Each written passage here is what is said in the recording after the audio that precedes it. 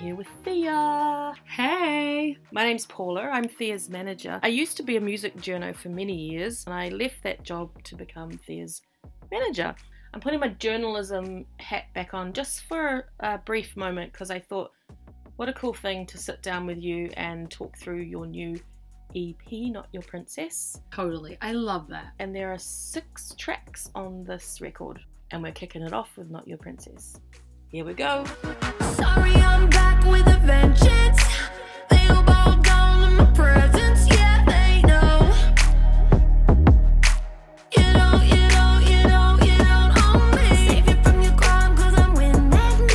Try to keep me dead. So you wrote this song in Sydney, and you worked with a producer who you'd never ever worked with before. What's it like when you're going into the studio and you've got these ideas but you've actually never met? He was a total ghost online, like, you know, he's kind of working on all of this music that hasn't been released yet. So I'm like, I don't know what vibe he's into, like what his genre's like. It's kind of like a blind date. And until you actually like sit down and start throwing around some ideas, you don't even know if it's going to work. In a way, I would imagine that kind of takes some of the pressure off if you don't know anything about the person because you're going in with no expectations. You're just like, hey, here I am, and like you say, it's a bit like a blind date. If it works, it works. If it doesn't, it doesn't. Sometimes those sessions, like, you just don't know whether, you know, what's going to happen, and they end up being really, really positive. And other ones are like, yeah. I got a text, I think, from you probably, I think you'd only been there for 30 minutes, and you're like, it was a positive message, which, you know, because often you do text me when you're in a studio to tell me how it's going. So the first message I got from you was pretty positive, which is always a good thing. And then I think within a matter of minutes, I then had a voice memo from you, and it was it the chorus? Yeah, it was the chorus. And then I went, I think this is really dope. Like, I think this is amazing. What do you think? And straight away, I think you wrote back and you were like, yes, finish it. Not Your Princess is a pretty feisty song. And it pretty much sums up the vibe and the feeling of where you're going on this one. Exactly. I feel like it perfectly encompasses the feeling on the record. Perfect slogan. It is. I want it on t-shirts. I want it on presidential campaigns. Remember the first version of the song had a bit of a different bridge, and I know you wanted to really push it a bit, and you went back into the studio and you came back at me with the new bridge, which is pretty full on. It's totally fitting for the song. Did ya miss me? If you wanna spill secrets, I got plenty. Screw me over one too many times. Paying for your blood, I'll make you mine. I just had this idea and I kind of like played it to you like off a voice memo I did in the Airbnb. And like I just really wanted to like level up and step up and have a really energetic and fierce kind of tone, and it would be quite victorious and also extremely sassy. I'm really enjoying kind of just doing shouts and doing like sing shout kind of vibes.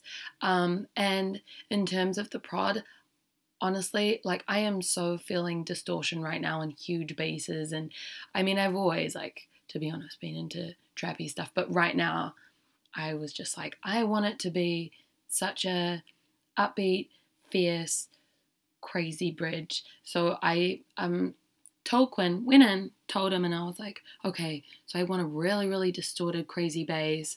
And my vocal, I just want to, you know, it to be like that really sing shout melody, which I'd already came in with. And then because this dude's awesome, he actually comes from a metal background, and so that really helps him with his drums and whatnot. So the 808s and that are ridiculous. I mean, they're so complex, you'd agree, which are amazing, and they just bring up the level so much. We pushed even further into that kind of sonic world that I was thinking about, and even used a sample of a dog bark and then distorted that as well. And I don't think I would have realised that was a dog bark unless you told me. Like, I can hear it now, but how cool and I don't know, to come up with that as an idea is pretty amazing. Yeah. And even to end the bridge, you know, I just go, rah. So it's full of, you know, and it's just full of really, really fun but fierce sounds, you know.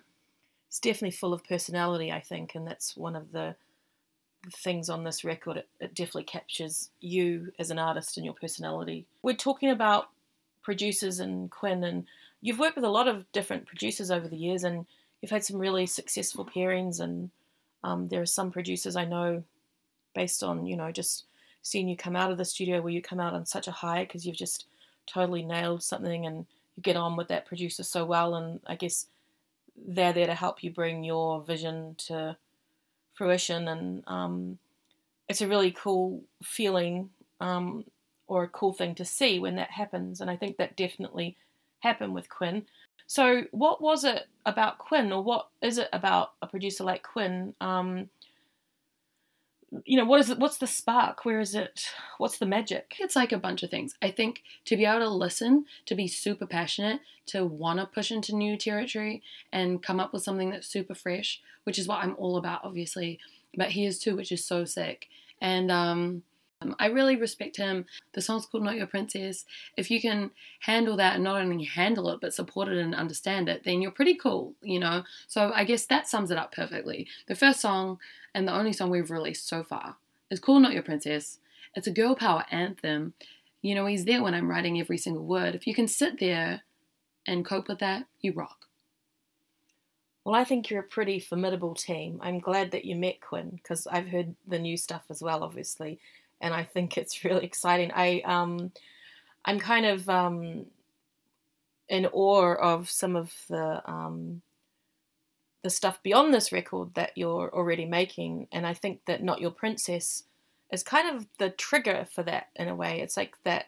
It's like a turning point that symbolizes or signals what's to come. So yeah, I'm pretty excited. I'm glad you met Quinn. I'm glad that session went well that day. I know. Thanks for hooking it up. Oh, no, you're right. You know, I'll just take my cut, my management cut. It's all good.